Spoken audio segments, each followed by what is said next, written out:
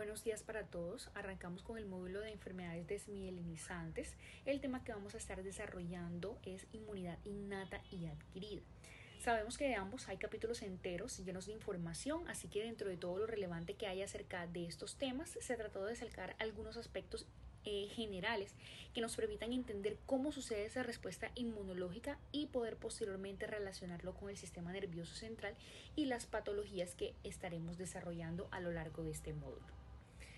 Entonces, dentro de la tabla de contenido vamos a tener una breve introducción, tipos de inmunidad, principales actores del sistema inmunitario, activación del complemento, la respuesta inmune adaptativa, inmunidad celular y humoral, desarrollo y activación de linfocitos, participación del complejo mayor de histocompatibilidad, y cómo se da la terminación de esa respuesta inmunológica, el proceso de autotolerancia y finalmente una breve relación entre el sistema inmunológico y el sistema nervioso central. Entonces tenemos que el término inmunidad deriva del vocablo latino immunitas, que hacía referencia a la protección contra acciones judiciales que se le ofrecía a los senadores romanos durante el periodo de su mandato. Históricamente, pues esta palabra significa o ha significado protección contra las enfermedades y más específicamente enfermedades de tipo infeccioso. Las células y las moléculas responsables de esta inmunidad van a constituir el llamado sistema inmunológico y sus mecanismos colectivos, junto con una respuesta coordinada a la introducción de sustancias extrañas, va a ser llamada respuesta inmunológica. Entonces vamos a tener a partir de esta información que la principal función del sistema inmunitario va a ser la de proteger al organismo frente a microorganismos principalmente de tipo infecciosos y prevenir la reinfección manteniendo la memoria inmunitaria. Además, el sistema inmune va a participar de forma activa en el control de los tumores, va a promover la curación y va a prevenir el daño mediado por células moribundas. Normalmente este no reacciona contra autoantígenos en un estado conocido como tolerancia, excepto en el contexto de una enfermedad autoinmune. Pues de aquí la importancia de que se mantenga un delicado equilibrio entre esos efectos protectores y los posibles efectos nocivos del sistema inmunitario. Bueno, resulta que el sistema inmunitario tiene dos divisiones funcionales. Un sistema inmunitario innato que va a actuar de forma inespecífica como primera línea de defensa del organismo contra los distintos patógenos y que en caso de perpetuarse daría lugar a una lesión inespecífica indeseable en el huésped. Por lo tanto, el organismo en su sapiencia desarrolla una respuesta secundaria y es ahí donde entra el sistema inmunitario adaptativo, que es la segunda división. Esta va a ser específica del antígeno al que se va a dirigir el ataque y va a estar mediada por los linfocitos T y los linfocitos B, los cuales van a estar equipados con receptores específicos para esos antígenos. Entonces, las células efectoras van a liberar mediadores y desencadenan otros componentes del sistema inmunitario con el fin de eliminar ese objetivo. Por otra parte, las subpoblaciones de linfocitos T y B van a desarrollar y mantener una memoria inmunitaria, lo que le va a facilitar una respuesta más rápida en caso de una infección recidivante. Entonces tenemos que el sistema inmunitario innato va a estar formado por los siguientes componentes. Entonces, en primer lugar tenemos unas barreras físicas, químicas y microbiológicas. Entonces, en el grupo de las barreras físicas o mecánicas vamos a tener, por ejemplo, a los epitelios. Estos van a impedir el ingreso de patógenos mediante las uniones estrechas. Hace parte de este grupo también el flujo de aires o fluidos y el movimiento de moco y lágrimas a través de los cilios. Vamos a tener también una barrera química donde vamos a encontrar ácidos grasos y defensinas de la piel, enzimas como la lisosima de las lágrimas, que también está presente en el sudor y la saliva, la pepsina del intestino y el pH ácido del estómago. Y por último vamos a tener la microbiológica, donde podemos encontrar a la flora normal presente pues en la piel y en el intestino. En segundo lugar tenemos a los fagocitos, los cuales van a ser células capaces, como su nombre lo indica, de fagocitar patógenos extraños. Entre ellas se encuentran las células polimorfonucleares, los monocitos y los macrófagos. Estas están presentes tanto en la sangre como en los distintos órganos y van a reconocer componentes celulares, también conocidos como patrones moleculares asociados a patógenos o PAMP en sus siglas en inglés. Los cuales van a encontrarse pues en la membrana de diversos microorganismos y estos van a ser reconocidos a través de familias de receptores de reconocimiento de patrones o PRR que van a estar expresados en la superficie de la célula. Estos PRR van a permitir que los fagocitos se adhieran de forma inespecífica y fagociten a esos patógenos que van a ser eliminados a través de los lisosomas intracelulares. Entre las familias de PRR se encuentran los receptores de tipo TOL y los receptores de dominio de oligomerización de unión a nucleótidos o NOD.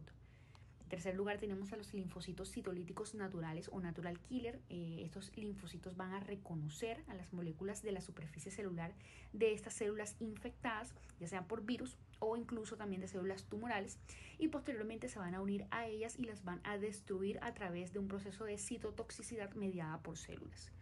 En cuarto lugar tenemos a las proteínas de fase aguda. Aquí tenemos a la proteína C reactiva. Este es un modelo de proteína de fase aguda cuya concentración va a aumentar en respuesta a procesos inflamatorios infecciosos. Esta proteína C reactiva se une a las moléculas de la superficie celular de diversas bacterias y hongos y va a actuar como una opsonina. Es decir, que va a marcar a ese microorganismo o a ese agente extraño, aumentando así el reconocimiento de estos patógenos por parte de las células fagocíticas. En quinto lugar tenemos al sistema del complemento. Esta va a ser una cascada de proteínas séricas cuya función general es potenciar y mediar la inflamación. El sistema del complemento tiene la capacidad intrínseca de lisar las membranas celulares de muchas células como las bacterias, por ejemplo, y va a actuar junto con los componentes de los sistemas inmune, tanto innato como adaptativo. También puede actuar como opsonina, facilitando de esa manera la fagocitosis. La cascada del complemento puede ser activada directamente por ciertos microorganismos a través de la vía alternativa o puede ser activado por determinados subtipos de anticuerpos a través de la vía clásica, como lo vamos a ver posteriormente. Tenemos en sexto lugar a los mastocitos. Estas son células residentes de los tejidos con una larga vida media y que van a jugar un papel muy importante en muchas reacciones inflamatorias, como la defensa frente a infecciones parasitarias y las reacciones alérgicas. Los mastocitos se encuentran en los lugares que sirven como barrera entre los tejidos y el exterior, como por ejemplo la piel, y también rodeando los vasos sanguíneos. Una vez activados estas células, los mastocitos van a liberar ciertas sustancias tales como la histamina, citoquinas como por ejemplo la interleuquina 4, la interleuquina 13, factor de necrosis tumoral alfa y mediadores lipídicos como los leucotrienos y las prostaglandinas, las cuales van a tener ciertos efectos durante la respuesta inmunitaria y sobre el organismo propiamente, como por ejemplo en el caso de la histamina, aumento de la permeabilidad vascular, en el caso de las interleuquinas mencionadas, la producción de inmunoglobulina E, del factor de necrosis tumoral alfa, la inflamación tisular, y en el caso de los mediadores lipídicos, aumento de la permeabilidad vascular, contracción del músculo liso y quimiotaxis positiva para células T, eosinófilos, mastocitos y basófilos, lo que quiere decir que atraen a este tipo de células al sitio donde se está dando la respuesta inmunológica. Por otra parte, la respuesta inmunitaria adaptativa va a constar de los siguientes componentes. Tenemos a los anticuerpos, también conocidos como inmunoglobulinas. Ellos son capaces de reconocer específicamente diversos antígenos libres. Estas van a ser sintetizadas por los linfocitos B y van a estar presentes en su superficie celular. Además, van a ser secretadas en grandes cantidades al suero. Se van a unir a los fagocitos a través de unos receptores conocidos como FC, facilitando así la eliminación del antígeno. Por otro lado tenemos a los linfocitos B. La principal función de estos es producir anticuerpos. Entonces la unión del antígeno a los linfocitos B va a estimular la proliferación y la maduración de estas células con el consiguiente aumento de la síntesis de anticuerpos específicos contra ese antígeno, lo que va a dar lugar pues al desarrollo de células plasmáticas secretoras de anticuerpos. Va a tener también la capacidad de actuar como células presentadoras de antígeno. Pasamos a los linfocitos T. Estos van a ser originados en el timo, reconocen antígenos específicos a través de sus receptores y se van a dividir en linfocitos T auxiliares o helper, que van a expresar CD4 y van a ayudar en la maduración de linfocitos B y en la respuesta inmunológica pues propiamente. Y los linfocitos T citotóxicos, que van a expresar CD8 y van a eliminar células infectadas principalmente por virus. Los linfocitos T helper van a interactuar con el complejo mayor de histocompatibilidad de clase 2 y los citotóxicos con el complejo mayor de histocompatibilidad de clase 1, como también lo vamos a ver mejor más adelante. Hacen parte de este grupo también las células presentadoras de antígenos, las cuales son necesarias para presentar el antígeno, valga la redundancia, a los linfocitos T. Estas se encuentran principalmente en la piel, los ganglios linfáticos, el vaso y el timo. Ellas van a procesar el antígeno de forma intracelular y van a presentarlo a manera de péptidos por medio del complejo mayor de histocompatibilidad. Las principales células presentadoras de antígenos son los macrófagos, los monocitos y las células dendríticas. Sin embargo, como lo mencionamos ahorita, también los linfocitos B pueden actuar como células presentadoras de antígenos. Cabe destacar que ambas inmunidades están interconectadas. La inmunidad innata proporciona señales tempranas que activan la inmunidad adaptativa, mientras que la inmunidad adaptativa puede mejorar la eficacia de la respuesta innata.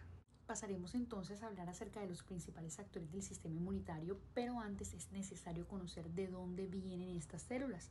Entonces aquí en la diapositiva tenemos un esquema bastante simplificado del origen de estas células que ya hemos mencionado y de las cuales vamos a seguir hablando durante toda la charla. Entonces tenemos que las células del sistema inmunitario van a surgir de las células madre pluripotenciales de la médula ósea y van a diverger en dos linajes, un linaje linfoide y un linaje mieloide. El linaje linfoide va a básicamente estar formado por los linfocitos T, los linfocitos B y los natural killer. Y por otra parte, el linaje mieloide va a contener principalmente las células con funciones fagocíticas, como por ejemplo los neutrófilos, los basófilos, eosinófilos y macrófagos. También aquí en este grupo vamos a encontrar a los mastocitos, los eritrocitos y los megacariocitos, que finalmente van a dar origen a las plaquetas. Pasamos entonces a hablar acerca de los principales actores del sistema inmunitario y vamos a iniciar con los monocitos y los macrófagos. Como ya mencionamos anteriormente, las células progenitoras mieloides derivadas de la médula ósea van a dar lugar a estos monocitos, pero resulta que no siempre fue así. Durante la vida fetal, estos monocitos van a derivarse a partir del hígado fetal y del saco vitelino, y ya en la etapa postnatal es cuando van a provenir de estas células progenitoras mieloides. Ellas van a cumplir importantes funciones inmunitarias, van a constituir alrededor del 4% de los leucocitos en sangre periférica. Morfológicamente se van a identificar por tener un citoplasma abundante y un núcleo en forma de riñón. En ese citoplasma pues es donde van a estar contenidas esas muchas enzimas que van a participar en la eliminación de los microorganismos y en el procesamiento de antígenos. Los monocitos se van a diferenciar en macrófagos específicos en los diferentes tejidos, como por ejemplo las células de Kupffer en el hígado y la microglía en el encéfalo. Pasamos a las células natural killer. Estos linfocitos van a constituir aproximadamente el 2.5% de los linfocitos en sangre periférica y van a ser sinónimo de linfocitos granulares grandes, y esto va a ser debido a sus grandes gránulos azurófilos que se van a encontrar dentro del citoplasma y también a su elevado cociente citoplasma núcleo. Estos linfocitos se van a activar principalmente en respuesta a los interferones y van a participar en la eliminación de las células del huésped infectadas por virus. También actúan en la inmunidad tumoral. Y a diferencia de los linfocitos TCD8 citotóxicos, estos van a carecer de memoria inmunitaria y van a tener la capacidad de eliminar una amplia variedad de células tumorales infectadas por virus sin la restricción ni tampoco requerir activación por parte del complejo mayor de histocompatibilidad. Estos van a carecer de esos marcadores de superficie celular que también van a estar presentes en los linfocitos B y T. Los linfocitos T se van a originar y a diferenciar en el timo, y cada uno de estos va a salir de este órgano dotado de una especificidad única para reconocer antígenos específicos. Aquellos que reconozcan antígenos propios suelen eliminarse o hacerse tolerantes dentro del timo en un proceso denominado tolerancia central, del cual estaremos hablando más adelante. Estos linfocitos T pueden dividirse en dos grupos en función de la expresión de marcadores CD4 o CD8. Funcionalmente, los linfocitos TCD4 van a participar en la diferenciación de los linfocitos B, por lo que se van a denominar linfocitos T auxiliares o helper. Estos van a producir factores denominados citoquinas que van a mejorar la respuesta inmunitaria innata o inespecífica. Por el contrario, los linfocitos TCD8 van a participar en la lisis de dianas específicas de antígeno limitados por el complejo mayor de histocompatibilidad de clase 1, por lo que se van a denominar linfocitos T citotóxicos. Y esto lo van a hacer mediante la liberación de enzimas de degradación y citoquinas, y van a desempeñar también una función importante en la eliminación de las células infectadas por virus. Los linfocitos T con actividad supresora o reguladora pueden expresar tanto CD4 como CD8 en su superficie. Por otro lado, tenemos a los linfocitos B, los cuales van a ser precursores de células productores de anticuerpos y se van a desarrollar en la médula ósea. Durante su desarrollo van a adquirir receptores de inmunoglobulina que les van a permitir reconocer antígenos específicos. Inicialmente, los linfocitos B van a expresar inmunoglobulina M en su superficie, pero pueden cambiar a otros isotipos de inmunoglobulina con la ayuda de los linfocitos T, manteniendo siempre la especificidad para ese antígeno. Tras la estimulación antigénica, los linfocitos T asisten a los linfocitos B, ya sea directamente mediante interacciones celulares o indirectamente a través de la secreción de factores de ayuda, promoviendo así la diferenciación de los linfocitos B en células plasmáticas maduras que posteriormente van a secretar anticuerpos. Finalmente tenemos a las inmunoglobulinas. Estas van a ser glucoproteínas secretadas por células plasmáticas. Cada molécula de inmunoglobulina tiene dos cadenas ligeras idénticas, kappa o lambda, y dos cadenas pesadas idénticas que van a estar unidas por enlaces disulfuro.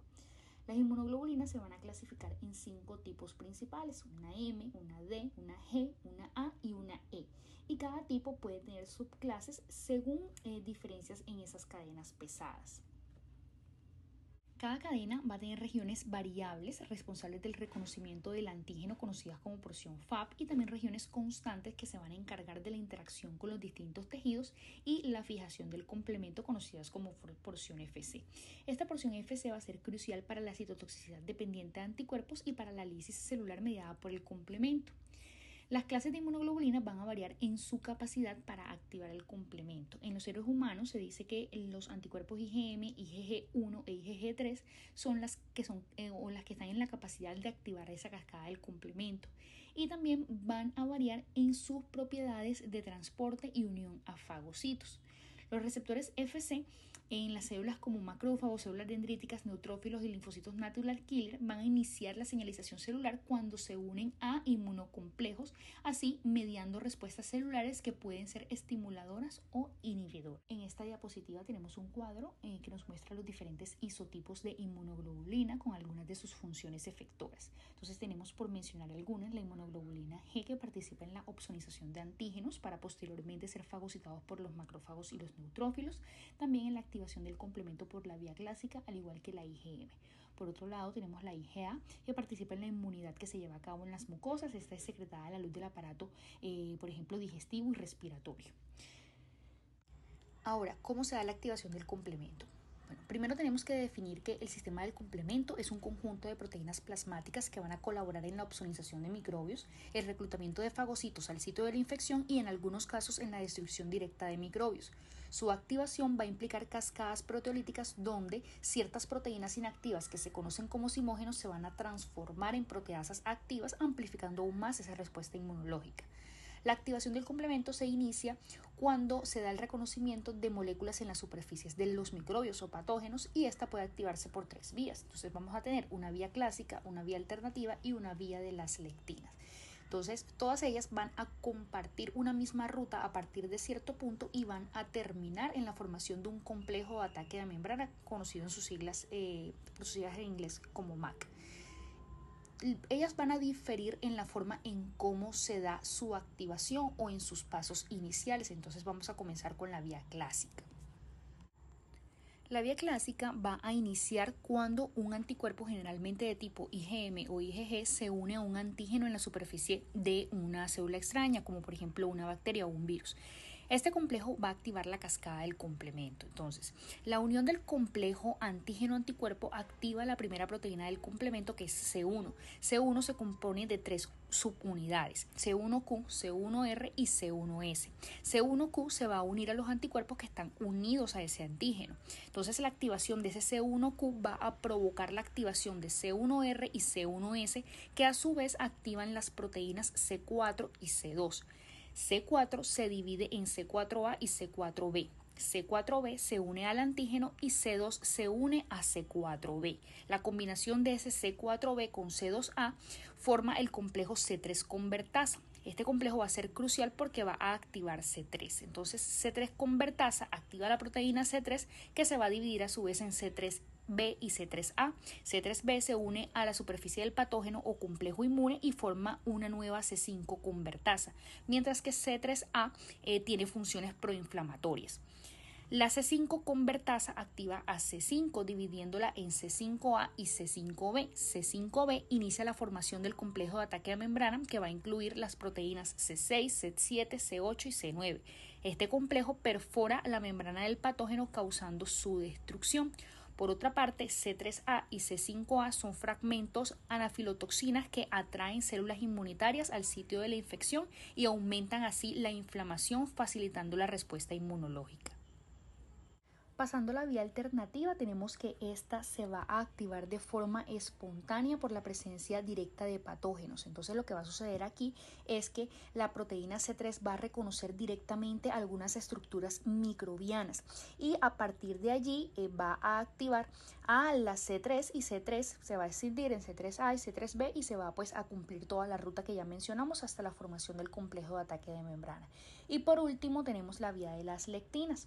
Resulta que la proteína de unión amanosa, que es una proteína del sistema inmunológico que juega un papel importante en esta vía, ella va a reconocer ciertos carbohidratos o azúcares específicos, como por ejemplo la manosa, que se van a encontrar en la superficie de ciertos microorganismos como bacterias, hongos y virus, pero que no se van a encontrar en las células humanas.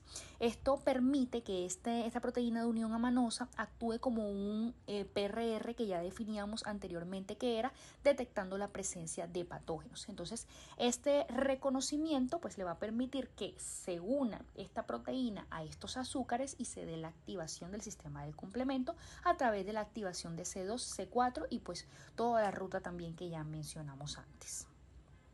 Con respecto a la respuesta inmune adaptativa, podemos decir que va a tener ciertas propiedades fundamentales, dentro de las cuales vamos a tener especificidad y diversidad, memoria y tolerancia a lo propio. Entonces vamos a ir detallando un poquito cada una de ellas. Entonces comenzamos con especificidad y diversidad. Resulta que el sistema inmunitario es capaz de reconocer y responder a una amplia variedad de antígenos gracias a la especificidad de los receptores de los linfocitos.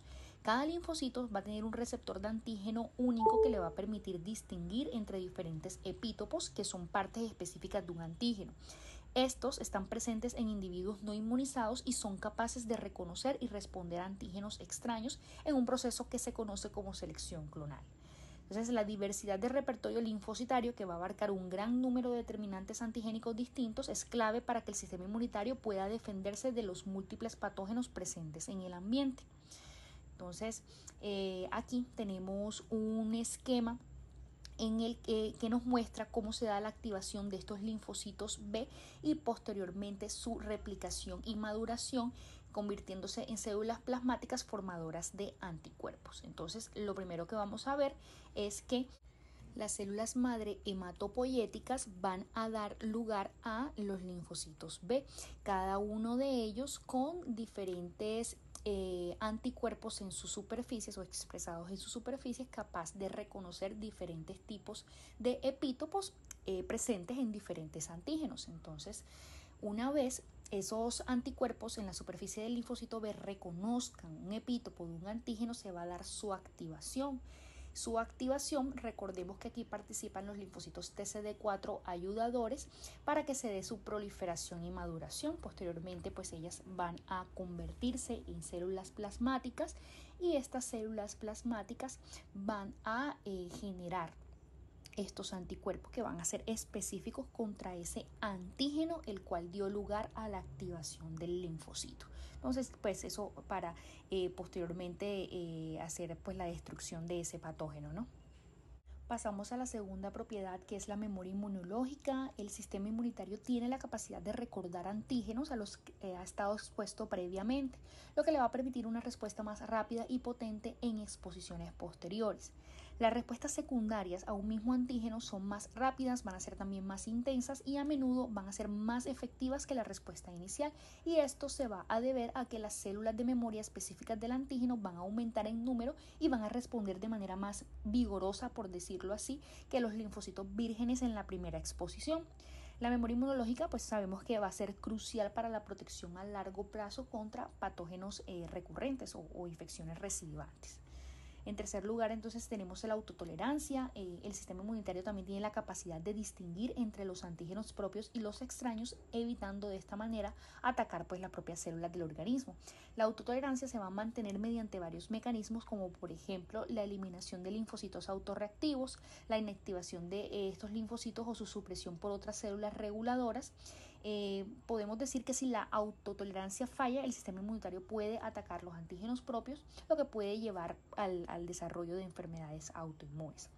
Estas, por supuesto, no son las únicas propiedades con las que cuenta la respuesta inmune adaptativa. También vamos a tener propiedades adicionales como por ejemplo el carácter sistémico de la respuesta. Esto lo que nos quiere decir es que la respuesta inmunitaria no se va a limitar exclusivamente al sitio donde se inició pues todo este proceso, sino que se puede proporcionar protección en todo el cuerpo. Esto va a ser fundamental, por supuesto, para la efectividad de las vacunas, por ejemplo, que pueden administrarse en un sitio específico como el brazo y aún así proteger contra infecciones en otros tejidos. Principales de inmunidad adaptativa vamos a tener una inmunidad humoral y una inmunidad mediada por células, cada una de las cuales va a eliminar diferentes tipos de microbios y va a estar mediada por diferentes tipos de linfocitos. Entonces, en primer lugar, tenemos una inmunidad humoral, la cual va a estar mediada por anticuerpos, los cuales ya dijimos que eran producidos por las células plasmáticas que derivaban de los linfocitos B. Esta inmunidad va a ser esencial para defendernos de los microbios y toxinas que se encuentran fuera de las células, como en la sangre y las mucosas. Los anticuerpos van a reconocer esos antígenos microbianos y van a neutralizarlos y facilitar su eliminación por parte de las células fagocíticas y el sistema del complemento.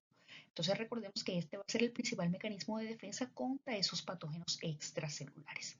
Ahora, la inmunidad mediada por células, también conocida como inmunidad celular, esta va a ser mediada por los linfocitos T y se va a encargar de combatir microbios que sobreviven dentro de los fagocitos o infectan células del huésped, como por ejemplo los virus. Los linfocitos T van a promover la destrucción de estos microbios dentro de los fagocitos y la eliminación de las células infectadas para erradicar la infección. ¿Cómo se da el desarrollo de los linfocitos? Pues como ya mencionamos anteriormente, ellos se van a desarrollar a partir de células madre que se van a encontrar en la médula ósea. Entonces, los linfocitos B van a salir de la médula ósea en el contexto de linfocitos B inmaduros. En el caso de los linfocitos T, ellos saldrán del timo ya como linfocitos B maduros, pero ambos se conocerán como linfocitos vírgenes. Ellos van a circular a través de la sangre y van a pasar a los órganos linfoides secundarios como los nódulos linfáticos, el vaso y los tejidos. En el caso de que no exista una respuesta ante un antígeno en cualquiera de estas localizaciones, pues ellos van simplemente a recircular pasando pues de tejido en tejido y entre los órganos linfoides. ¿Cómo se van a activar? Pues esto va a suceder mediante el reconocimiento de un patógeno o de un antígeno por parte de las células dendríticas que ya mencionábamos eran las principales células presentadoras de antígeno. Entonces estas células dendríticas van a ser las encargadas de tomar este antígeno y llevarlo hacia los órganos linfoides secundarios donde los va a presentar a los linfocitos T y B vírgenes, sabiendo de antemano que los B serán los encargados de la producción de anticuerpos y los T van a mediar esa respuesta efectora, es decir, destructiva de este tipo de antígeno. Respecto a los linfocitos T, ellos se van a activar para diferenciarse en células efectoras, las cuales pueden permanecer en los órganos linfoides para ayudar a los linfocitos B o migrar a sitios de infección donde son nuevamente activados por antígenos y van a realizar diferentes funciones como por ejemplo la activación de los macrófagos. El reconocimiento del antígeno junto con otros estímulos activadores va a producir varias respuestas biológicas en estas células T. Vamos a tener en primer lugar la secreción de citoquinas y un aumento en la expresión de los receptores de las mismas. También va a favorecer la proliferación, lo que va a llevar a un aumento en el número de células, estos clones específicos del antígeno, lo que se va a denominar en conjunto como expansión clonal, y también va a favorecer la diferenciación de las células vírgenes en linfocitos efectores y de memoria.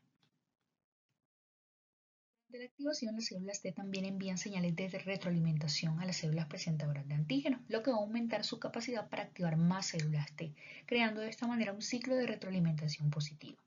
Sin embargo, para evitar una activación excesiva que puede llegar a dañar tejidos sanos, las células T activadas también van a estar en la capacidad de expresar moléculas de superficie y secretar citoquinas que inhiban la activación adicional de estas células, estableciendo de esta manera un control sobre la respuesta inmunológica y creando un ciclo de retroalimentación negativa en este caso. Entonces, dentro de las funciones de las células T efectoras vamos a tener activar macrófagos para destruir microbios fagocitados, reclutar otros leucocitos para combatir diferentes patógenos o ayudar a las células B a convertirse en células plasmáticas que produzcan anticuerpos. Por otro lado, las células TCD8 efectoras o linfocitos T citotóxicos van a matar células infectadas o tumorales y van a secretar citoquinas que también estén en la capacidad de activar macrófagos e inducir inflamación. Pero estas células T efectoras, tanto CD4 como CD8, no van a ser las únicas en desarrollarse. También se van a desarrollar unas células, tanto CD4 como CD8, de memoria. Estas van a surgir como resultado de la activación de estas mismas células T, van a tener una vida prolongada y van a estar preparadas para reaccionar rápidamente ante futuras exposiciones al mismo antígeno. Por otro lado, la activación de las células B comienza con el reconocimiento específico de antígenos por parte de los receptores de inmunoglobulina que van a estar presentes en la superficie de estas células. Este reconocimiento, junto con otros estímulos, como por ejemplo la ayuda de las células T auxiliares o helper, va a estimular la proliferación y la diferenciación del clon específico de células B. Las células hijas de este clon pueden diferenciarse en células plasmáticas productoras de IgM u otros isotipos de inmunoglobulinas, como por ejemplo la IgG. Pueden persistir como células de memoria o pueden experimentar un proceso que se conoce como maduración de afinidad, que básicamente consiste en que los linfocitos B con receptores de alta afinidad para un antígeno en específico van a ser seleccionados y los que no poseen esta afinidad van a ser eliminados por apoptosis. Algunos linfocitos B que pierden la capacidad de sintetizar inmunoglobulina van a lograr sobrevivir durante largos periodos y se van a convertir finalmente en linfocitos B de memoria que van a estar preparados para responder rápidamente a futuras exposiciones al mismo antígeno. Ahora que ya hemos visto cómo es el proceso de presentación de antígenos, desarrollo y activación de los linfocitos, entonces esta gráfica que tenemos por acá nos muestra qué antígeno va a ser reconocido por cada una de ellas y las funciones que ejercen. En primera instancia vamos a tener los linfocitos B, los cuales van a reconocer muchos tipos diferentes de antígenos y se van a convertir en células secretoras de anticuerpos. En segundo lugar, tenemos a los linfocitos T helper que van a reconocer antígenos en la superficie de las células presentadoras de antígenos y van a secretar citoquinas que estimulan diferentes mecanismos de inmunidad y de inflamación. Por otra parte, tenemos a los linfocitos T citotóxicos, los cuales van a reconocer antígenos en células infectadas y van a destruir estas células. Y por último, los linfocitos T reguladores, los cuales van a suprimir las respuestas inmunitarias, por ejemplo, aquellas que se dan cuando estas células reconocen o actúan contra antígenos propios. Bueno, vamos a hablar ahora acerca de la participación del complejo mayor de histocompatibilidad. Resulta que para que se dé el procesamiento y la presentación de antígenos se va a requerir de la participación de este complejo. Este básicamente va a ser un grupo de genes que van a codificar proteínas esenciales para el reconocimiento de los antígenos. Vamos a tener entonces que los linfocitos TCD8 van a estar en relación con el complejo mayor de histocompatibilidad de clase 1, como ya lo mencionamos anteriormente. Entonces, y esto va a estar representado pues en la parte superior de la imagen. Aquí vamos a observar que los antígenos proteicos que se encuentran dentro del citosol van a ser procesados por proteosomas y los péptidos antigénicos que se generen o que deriven de esa digestión del antígeno completo pues van a ser transportados al interior del retículo endoplasmático donde se van a unir con moléculas del complejo mayor de histocompatibilidad. Posteriormente pues van a ser transportados al exterior en forma de vesículas y entonces estas moléculas del complejo mayor de histocompatibilidad le van a presentar estos péptidos antigénicos a las células TCD8 para el reconocimiento de la célula infectada o dañada y su posterior destrucción. En la vía del complejo mayor de histocompatibilidad de clase 2, que va a estar representada en la parte inferior de la imagen, los antígenos proteicos se van a degradar por parte de los lisosomas. Entonces estos antígenos se van a unir a moléculas del complejo mayor de histocompatibilidad que también van a provenir del retículo endoplasmático. Se va a formar pues una vesícula entre las moléculas del complejo y estos péptidos antigénicos y posteriormente el complejo pues va a presentar estos péptidos antigénicos a los linfocitos TCD4 pues para el reconocimiento precisamente de estos antígenos y la posterior destrucción del patógeno. Bueno, esta es una gráfica que nos resume cronológicamente la secuencia de eventos que sucede durante la respuesta inmune adaptativa. Entonces tenemos que entre el día 0 y el 7, pues lo primero que va a ocurrir es el reconocimiento del antígeno. Entonces estas células presentadoras de antígeno, valga la redundancia, presentan ese antígeno a las células vírgenes, tanto los linfocitos T como los linfocitos B. Posteriormente, ya hacia el día 7, ocurre la activación de los linfocitos, entonces se da el proceso de expansión clonal que ya mencionamos anteriormente y la diferenciación de estas células. Entonces los linfocitos B pasan a ser células plasmáticas productoras de anticuerpos y los linfocitos T a ser células efectoras. Hacia el día, entre el día 7 y el día 14, pues la eliminación del antígeno por parte de estos anticuerpos y de las células T efectoras.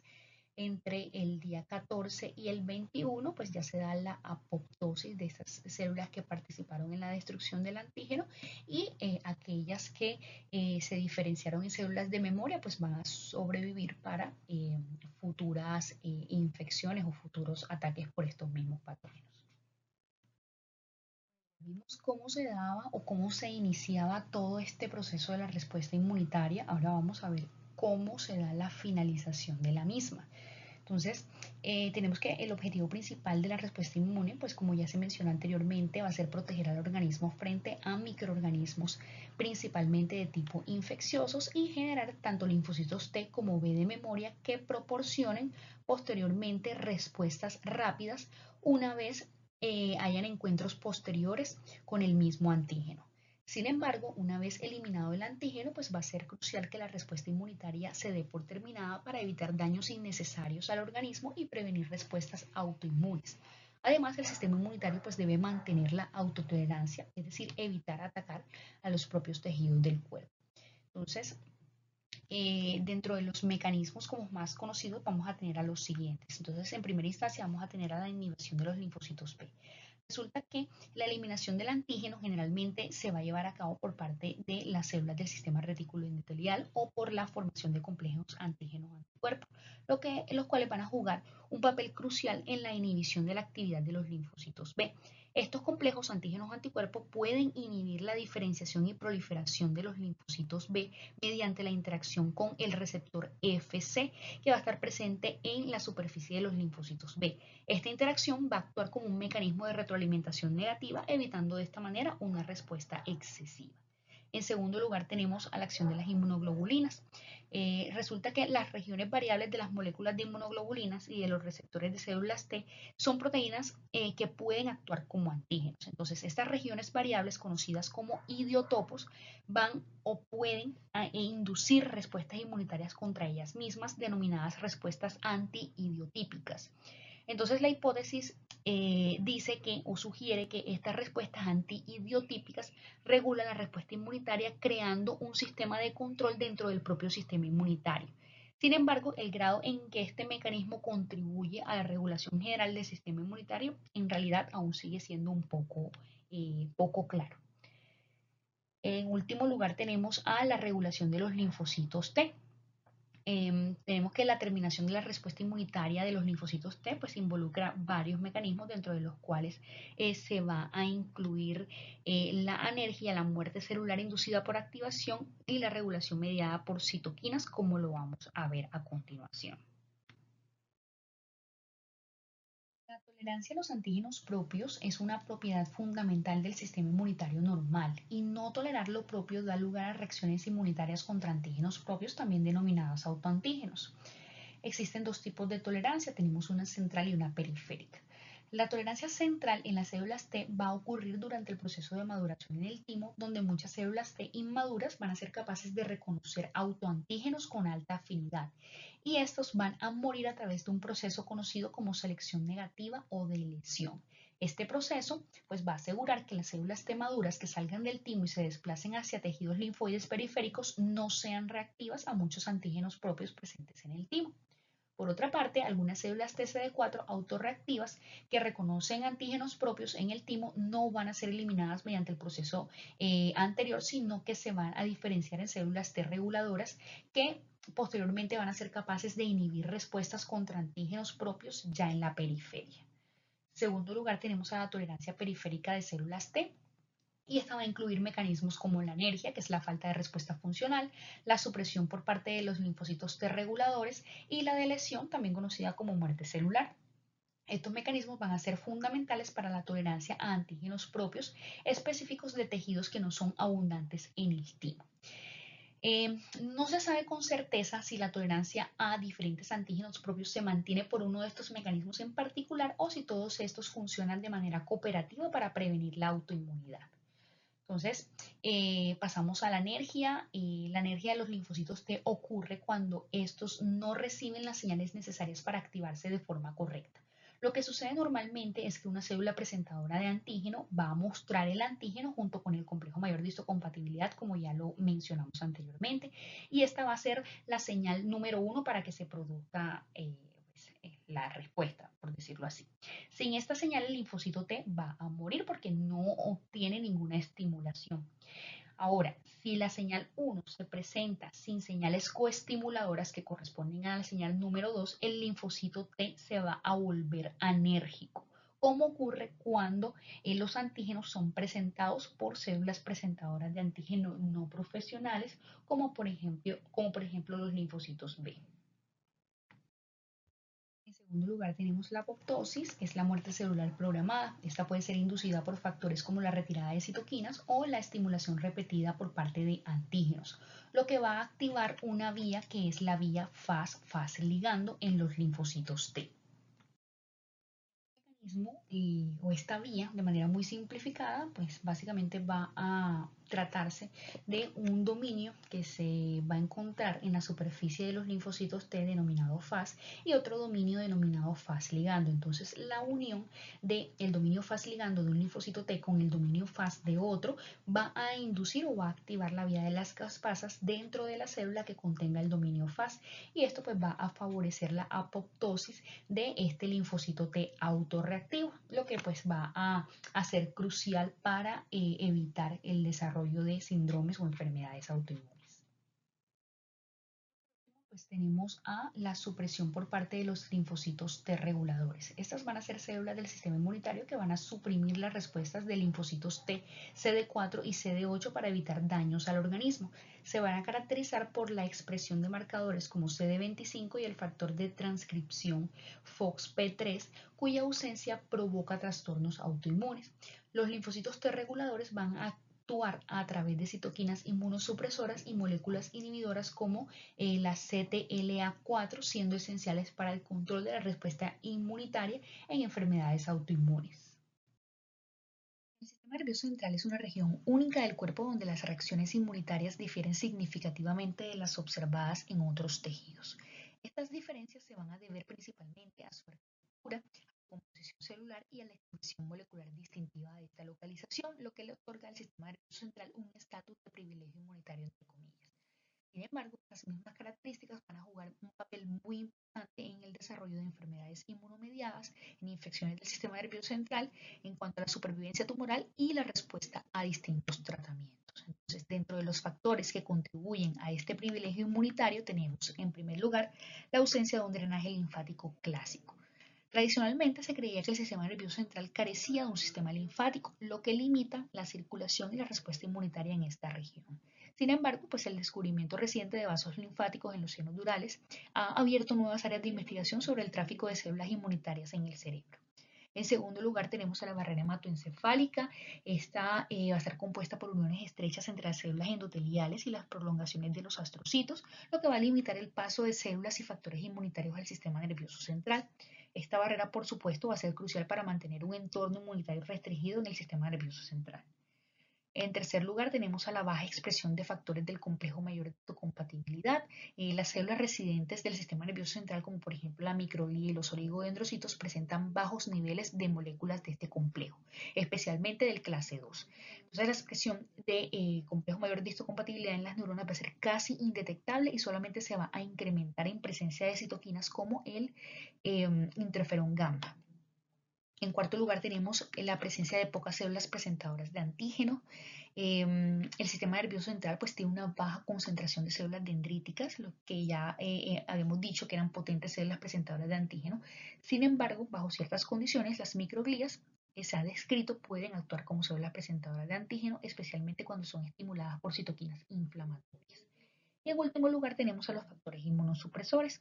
Resulta que la presencia de factores como por ejemplo el factor de crecimiento transformante beta y el CD200 va a contribuir a la supresión de la actividad inmunitaria en el sistema nervioso central. Este va a ser producido por astrocitos, microglías y neuronas y va a regular a la baja las respuestas inmunitarias locales. Además, el CD200 inhibe la activación de microglias y macrófagos, manteniendo la inflamación, digamos, bajo control. Bueno, por supuesto que el privilegio inmunitario del sistema nervioso central va a traer ciertas implicaciones. Entonces, en primer lugar, pues el desarrollo de infecciones y enfermedades neuroinflamatorias. El privilegio inmunitario del sistema nervioso central pues va a afectar la respuesta del organismo a infecciones y enfermedades inflamatorias tales como la esclerosis múltiple. Las barreras y factores inmunosupresores del sistema nervioso central van a dificultar la entrada de células inflamatorias y van a limitar la activación de una respuesta inmune completa, lo que puede tener tanto efectos beneficiosos como desventajas, por supuesto. En segundo lugar, tenemos la supervivencia tumoral. Algunos tumores del sistema nervioso central a menudo aprovechan este entorno para evadir la vigilancia inmunitaria. Por ejemplo, tenemos que muchos de estos tumores van a expresar factor de crecimiento transformante beta en grandes cantidades, lo que, como dijimos anteriormente, va a contribuir a su protección contra la respuesta inmune del cuerpo. Además, la expresión de fasis ligando por parte de estos tumores también va a facilitar la apoptosis de los linfocitos T, limitando aún más la capacidad del sistema inmune para combatir el tumor. Y con respecto a los tratamientos y terapias, bueno, la comprensión del privilegio inmunitario del sistema nervioso central pues es crucial para desarrollar terapias efectivas para enfermedades que afectan el cerebro y la médula espinal. Las neurogliales como la microglia y los astrocitos van a jugar un papel crucial en las respuestas inmunitarias dentro del sistema nervioso central. Estas células no solo van a apoyar las funciones neuronales, sino que también van a participar activamente en la vigilancia inmunitaria, la respuesta inflamatoria y la patogénesis de diversas enfermedades neurodegenerativas. La microglia se origina a partir de células de la médula ósea y se asienta en el sistema nervioso central en tres formas principalmente: una microglia perivascular, una parenquimatosa y las células de Colmer, que van a estar ubicadas en el plexo coroideo. Ellas van a tener la capacidad de proliferar y diferenciarse en distintos tipos según la necesidad del entorno. Ella puede existir en un estado de reposo, donde presenta una forma ramificada, o en un estado activado, donde adopta una forma fagocítica. Cuando se activa, la microglia expresa niveles elevados de moléculas del complejo mayor de histocompatibilidad de clase 2 y produce citoquinas proinflamatorias como el factor de necrosis tumoral alfa, la interleuquina 6, la interleuquina 1, además de otros mediadores como el óxido nítrico y el glutamato. Dentro de sus funciones principales vamos a tener la vigilancia inmunitaria y la fagocitosis, la presentación de antígenos y el desarrollo y la reparación neuronal. Bueno, y ya para terminar, los astrocitos pues, son células gliales que desempeñan diversas funciones dentro del sistema nervioso central, incluyendo el soporte físico a las neuronas, la formación de la barrera hematoencefálica y el suministro de factores de crecimiento. Estos astrocitos van a secretar citoquinas como el factor de crecimiento transformante beta y van a responder a señales inflamatorias, incluyendo las de la interleuquina 1 e interferones, lo que va a inducir a su proliferación y la expresión de proteínas de superficie como moléculas coestimuladoras y receptores de tipo TOL. Aunque inicialmente se pensaba que los astrocitos podían actuar como células presentadoras de antígeno, pues realmente las investigaciones recientes han cuestionado un poco esta función. Con respecto a la producción de quimioquinas y su rol en enfermedades, tenemos que los astrocitos pues también pueden producir quimioquinas como el factor 1 derivado del estroma, que desempeña un papel importante en la demencia asociada al VIH, y por otra parte su disfunción se ha descrito que puede contribuir al deterioro de la barrera hematoencefálica y al aumento de la neurotoxicidad. Y bueno, esto fue todo. Gracias por la atención prestada. Espero haya sido de gran provecho.